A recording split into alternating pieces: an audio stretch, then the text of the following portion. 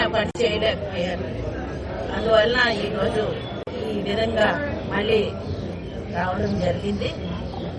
పార్టీలో పెద్దలు ఎందుకు నిర్ణయించారో తెలీదు, కొత్త వ్యక్తి పేరు నిర్ణయించడం జరిగింది. అయితే ఇప్పుడు 80% కార్యకర్తలు, కుటుంబ సభ్యులు లాంటి తెలుగుదేశం పార్టీ కార్యకర్తలు కూడా మా వెంటున్నారు. వారందరూ ఒకటే కోరుకుంటున్నారు, ఇండిపెండెంట్ గా చేస్తే మనం గెలుస్తామని. గెలుపు వాటములు పక్కన పెట్టిన కార్యకర్తల మనోభావాల మేరకు వాళ్ళు ఏం చెప్తే అదే చేస్తారు.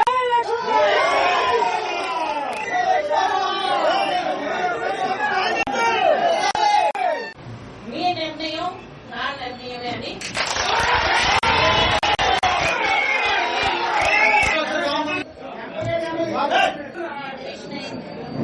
మనం మన నియోజకవర్గంలో విద్యార్థులందరూ కూర్చొని ఏ విధంగా మనం తిరగాలి, ఏ విధంగా పని చేయాలి, ఏ విధంగా మనం ముందుకు వెళ్ళాలన్న విషయం మీద మళ్ళీ మనం ఒకసారి మాట్లాడుకుంటాం. ఈ 4 రోజుల్లో మనం జాగ్రత్తగా మన నియోజకవర్గాన్ని తీసుకుని ముందుకు వెళ్దాం. దానికి ఎటువంటి మీటింగ్ పెట్టుకున్నాం.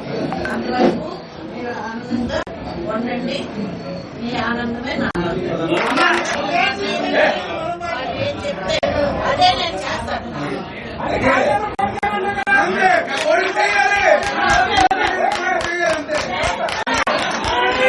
తెలుగుదేశం నాయకులు తెలుగుదేశం పార్టీకి 40 సంవత్సరాలుగా మా వెంటే మమ్మల్ని ముందుకు నడిపిస్తున్నందుకు ప్రతి ఒక్కరికి పేరు పేరున నా బాధాభివందనాలు తెలియజేస్తున్నాను.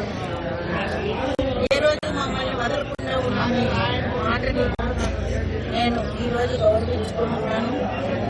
5 సంవత్సరాలుగా పార్టీ అధికారంలో లేకపోయినా పార్టీ వాళ్ళు ఏ మెసేజ్ ఇచ్చినా సాయంత్రం 6 అవ్వని 7 అవ్వని ఎన్ని గంటలవ్వని ప్రతి ఒక్కరూ కూడా హాజరయ్యి ప్రతి కార్యక్రమాన్ని మనం నిర్వహించుకోవడం జరిగింది.